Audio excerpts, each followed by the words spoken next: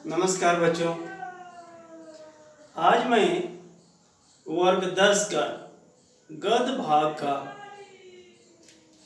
पाठ नाखून क्यों बढ़ते हैं हजारी प्रसाद द्विवेदी के द्वारा रची गई यह निबंध है। इसको मैं पढ़ाने जा रहा हूँ। सबसे पहले हम लोग आज लेखक परिचय जानेंगे।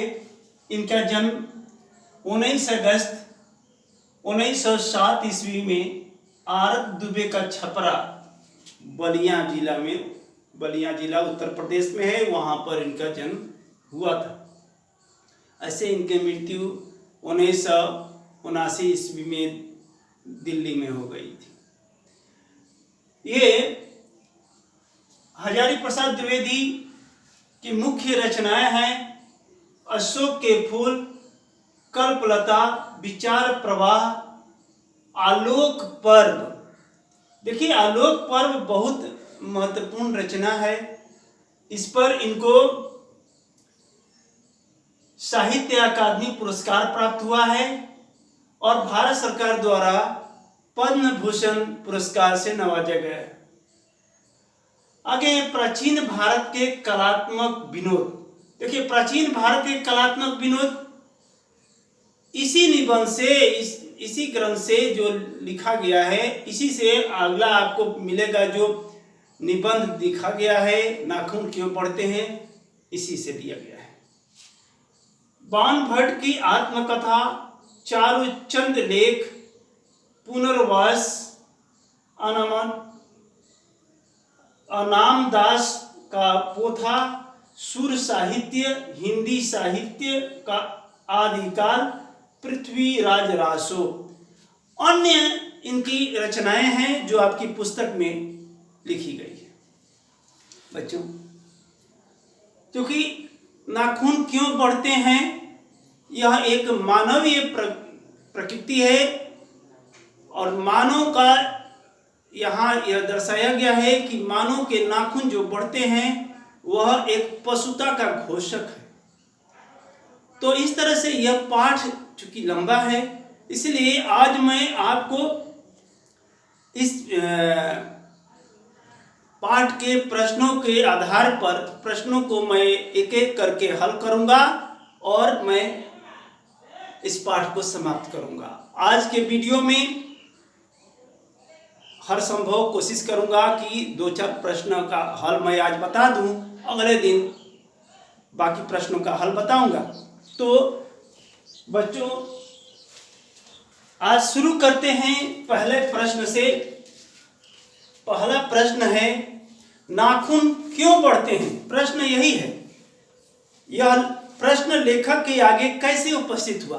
तो इसका उत्तर होगा, यह प्रश्न एक दिन लेखक की छोटी लड़की ने उसे पूछ दिया था। उस दिन से यह प्रश्न लेखक के सोचने का विषय बन गया।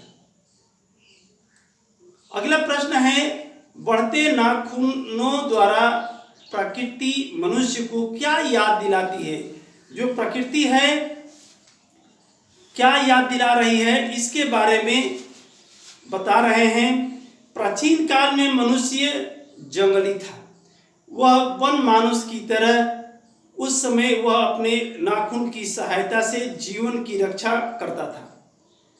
आज नखधर मनुष्य अत्याधुनिक हथियार पर भरोसा करके आगे की ओर चल पड़ा, पर उसके नाखून अब भी बढ़ रहे हैं। बढ़ते नाखूनों द्वारा प्रकृति मनुष्य को याद दिलाती है कि तुम भीतर वाले अस्त्र से अब भी वंचित नहीं हो। तुम्हारे नाखून को भुलाया नहीं जा सकता। तुम वही प्राचीनतम नख एवं दंत पर आश्रित रहने वाला जीव हो। पशु की समानता तुम में अब भी विद्यमान है। तो ये रहा इस प्रश्न का उत्तर। अगला प्रश्न है, लेखक द्वारा नाखूनों को अस्त्र के रूप में देखना कहाँ तक संगत है? तो इस प्रश्न का उत्तर होगा, इस प्रश्न का उत्तर हम आपको बता रहे हैं। देखिए, प्रश्न एक बार फिर से देख लेते हैं। प्रश्न है, लेखक द्वारा नाखूनों को अस्त्र के रूप में देखना कहाँ तक संगत है? तो कुछ लाख वर्ष पहले मनुष्य जब जंगली था, उसे नाखून की जरूरत थी। वन मानुष के समान मनुष्य के लिए नाखून अस्त्र था, क्योंकि आत्मरक्षा एवं भोजन हेतु नख की महत्ता अधिक थी। उस दिनों द्वंद्वियों को पछाड़ने के लिए नख आवश्यक था। असल में वही उसके अस्त्र थे। उस समय उसके पास लोहे या कारतूस वाले अस्त्र नहीं थे, इसलिए नाखून को अस्त्र कहा जाना उपयुक्त होगा, तर्क संगत होगा। और चौथा प्रश्न आपको है कि मनुष्य बार बार नाखून क्यों काटता है? भाई, ये चौथे प्रश्न का उत्तर आपको हम बता रहे हैं। मनुष्य बार बार क्यों नाखून काटता है? मनुष्य निरंतर सभ्य होने के लिए प्रयासरत रहा है। प्रारंभिक काल में मानव एवं पशु एक समान थे। नाखून अस्त्र थे, लेकिन जैसे जैसे मानवीय विकास की धारा अग्रसर होती गई, मनुष्य पशु से भिन्न होता गया। उसके अस्त्र शस्त्र, आहार विहार, सभ्यता, संस्कृति में निरंतर नवीनता आती गई। वह पुरानी जीवन शैली को परिवर्तित करता गया। जो नाखून अस्त्र थे, उसे अब सौंदर्य का रूप देने लगा।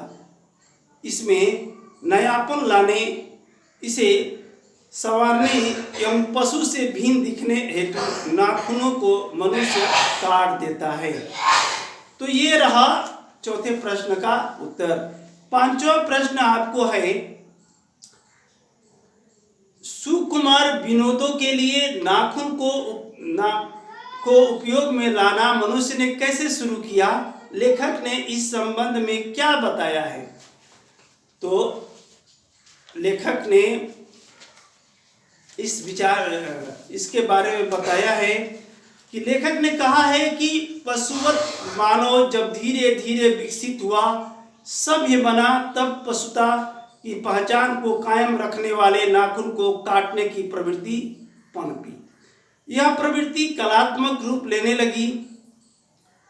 वात्स्यायन के काम सूत्र से कलात्मक रूप लेने लगी। वात्स्यायन के काम सूत्र से पता चला है कि भारतवासियों के नाखूनों को जम के संवारने की परिपाटी आज से 2000 वर्ष पहले विकसित हुई। उसे काटने की कला काफी मनोरंजक बताई गई है। त्रिकोण, वर्तुलाकार, चंद्राकार, दंतुल आदि विधि आकृतियों के नाखून उन दिनों विलासी नागरिकों के मनोविनोद का साधन बना। तो ये था पांचवा प्रश्न। अगले प्रश्न के साथ मैं अगले दिन अगले वीडियो में मिलता हूँ। तब तक बच्चों पढ़ते रहिए, बढ़ते रहिए। धन्यवाद।